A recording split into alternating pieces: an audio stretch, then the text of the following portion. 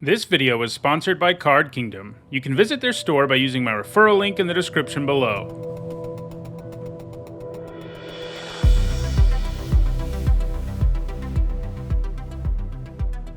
Hi everyone, I'm Nitsa Hone, and today is Wednesday, and that means it's time for the 52nd episode of Deck History. In this series, I trace the development of historically significant Magic decks from their origins through to the current day. This is the last deck history before Halloween, and that means we're going to take a look at a spooky tribal deck, Spirits. A tribal deck is one that is built around a particular creature type and looks to take advantage of payoffs for that type.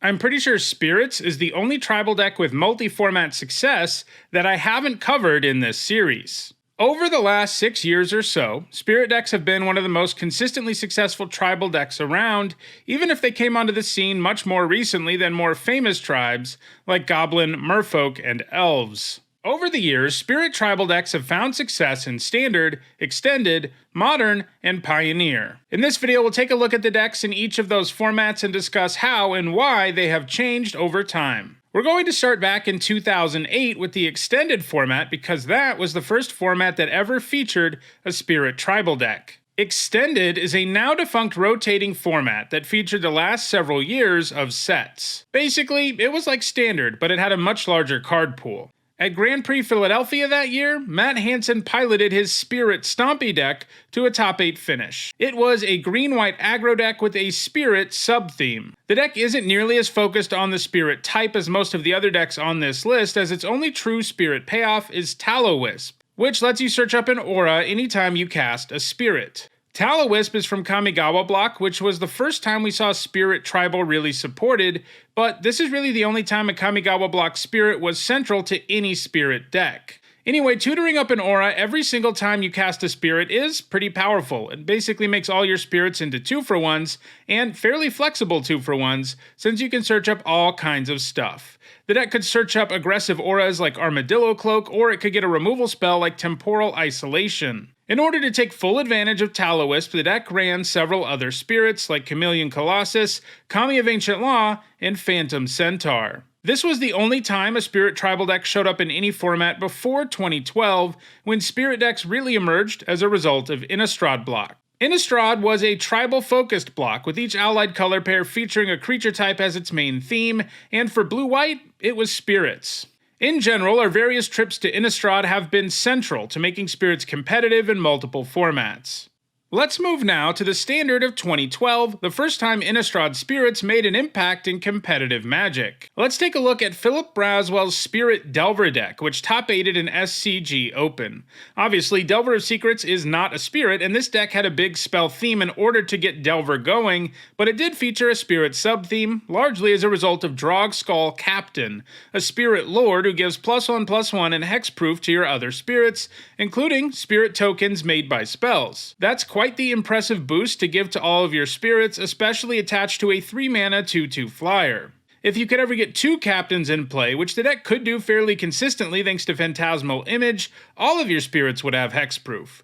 Through 2012 and 2013, these Delver Spirit decks were fairly successful in Standard, though other Delver variants often outperformed it. It would then be several more years before Spirits showed up in competitive Magic again, and when they did in 2016, it was once again the result of an Innistrad block. In this case, Shadows over Innistrad block, which continued with the Spirit theme in blue-white. The block gave Spirit decks a massive upgrade that not only led to Spirit decks in Standard, they also became a thing for the first time in Modern. Let's start with a look at the Standard Spirit decks, which weren't quite as successful as their Modern counterparts. Seth Manfield piloted a Bant Spirits deck to a strong finish at the 2016 World Championship, and of the decks we've seen so far, this is the deck that has gone the hardest on Spirit synergy. Mausoleum Wanderer gets +1/+1 when a Spirit enters the battlefield, and can sacrifice itself to counter instants and sorceries. Nebelgast Herald taps a creature when it or another Spirit enters the battlefield, and Rattle Chains gives your Spirits flash, and it gives one of your Spirits hexproof when it enters the battlefield. On top of these Spirit payoffs, the new Innistrad block provided some other really important Spirits, in particular, Selfless Spirit and Spell Queller. Selfless Spirit is a nice aggressive flyer who can give all of your creatures indestructible, something that is very useful against board sweepers, which spell doom for most aggro decks. And Spell Queller exiles a spell with a mana value of 4 or less when it enters the battlefield. This effectively counters the spell, and even though your opponent does get the spell back later potentially, it will be hard for them to get it back in as ideal of a situation as they had it in initially. These spirits allowed for the deck to operate largely at instant speed, giving the deck a big advantage, sort of like we saw when we looked at fairy decks. Spirit decks could leave up counter magic and other interaction and use that when it was necessary, and when it wasn't, it could just add more spirits to the board at instant speed and keep attacking in the air. The deck ran green to run one of the most powerful spells in the history of Standard, Collected Company, an instant that allows you to pick 2 creatures from the top 6 of your library and put them into play. They do have to have a low enough mana value, but as we've seen, the deck features very few creatures that can't be put into play by Collected Company. Additionally, because so many of these spirits do something when they enter the battlefield, or they come with an ability they can use right away, you can often pick out the ideal spirit for your situation, like finding a Spell Queller when you really need one. So Collected Company overall gives you a mana advantage, card advantage, and a big advantage in card selection too. The deck was fairly short-lived in Standard though. Once Collected Company rotated out of the format, not long after Worlds, it no longer packed enough of a punch to be a consistent player. However, Collected Company and all of these new powerful spirits were still legal in Modern, and Spirit decks emerged in that format around the same time. Ever since 2016, Spirit decks have been a pretty legitimate deck in Modern, so let's move to that format now. Caleb Durward was one of the first to pilot a Spirit deck to an impressive finish, which he did at SCG Open Milwaukee in 2016, coming in first with his Bant Spirit deck. The deck does not vary wildly from what we saw in the Standard of 2016. It runs Collected Company and a lot of those same spirits, including Rattlechains, Selfless Spirit, Spell Queller, and Mausoleum Wanderer. Drog Skull Captain, from the standard spirit decks we looked at, also makes an appearance. Really, the only spirit we haven't already seen is Geist of St. Traft, a powerful hexproof spirit that makes a 4/4 attacking angel every time it attacks. The deck also received a nice upgrade from a non-spirit, Noble Hierarch, which allowed you to accelerate and fix your mana while also helping your creatures do more damage. There wouldn't be another big change to Spirit decks until 2018, when Supreme Phantom was printed in Core Set 2019. This gave the deck an additional Spirit Lord, and one at only 2 mana. By 2018, some Spirit decks were also making use of Aether Vial, a powerful card for aggro decks because, like Collected Company, it provides both a mana advantage and lets you play your stuff at instant speed. You get a mana advantage because you only pay a single mana, and then it puts multiple things into play that would have cost more than that. It even lets you get around counter magic. Spirit decks look like this, more or less, throughout the remainder of 2018 and 2019, but they started to look a little bit different by 2021. By 2021, the deck had gained a few more useful spirits, including Skyclave Apparition and Spectral Sailor. The Apparition was a spirit that was also a removal spell, and Spectral Sailor gave you another spirit with flash that has pretty solid stats, while also giving you the ability to draw cards should you flood out. There was also a new spirit payoff in Shacklegeist. It offers aggressive flying stats and the ability to tap down opposing creatures by tapping your spirits. Lastly, Unsettled Mariner came with the spirit type and made it harder for your opponent to target your creatures. If we fast forward to 2022, you can see that the deck has a few more changes, though most of them don't really have anything to do with spirits. The core spirits of the deck are pretty much the same. Instead, some new powerful cards from Modern Horizons 2 have become part of the deck, including Prismatic Ending and Solitude. These both gave the deck more ways to interact at instant speed, and in this case, both of them let you remove opposing creatures.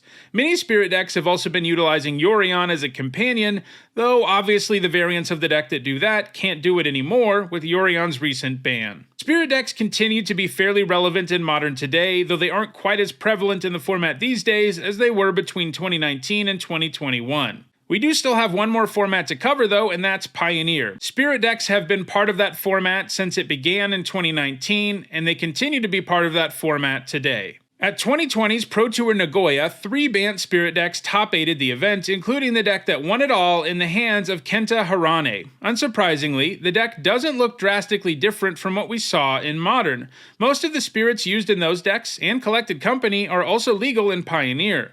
The only significant loss is Drog Skull Captain, and Kenta's deck largely replaces that card with Empyrean Eagle. While it isn't technically a spirit lord, it is a spirit itself, and the deck only features flying spirits, so it still effectively gives the deck two lords between the Eagle and Supreme Phantom. By late 2020, the deck had leaned even more into the flying sub-theme, adding both Watcher of the Spheres and Lofty Denial to the mix. Denial is almost always a strictly better mana leak in the deck, and the Watcher decreases the cost of pretty much every creature you have, while also getting buffed on most turns. By this point, Shacklegeist had also been printed, and just like in Modern, it gave the deck a pretty big boost. The deck would not get a significant change again until late 2021, as a result of another trip to Innistrad.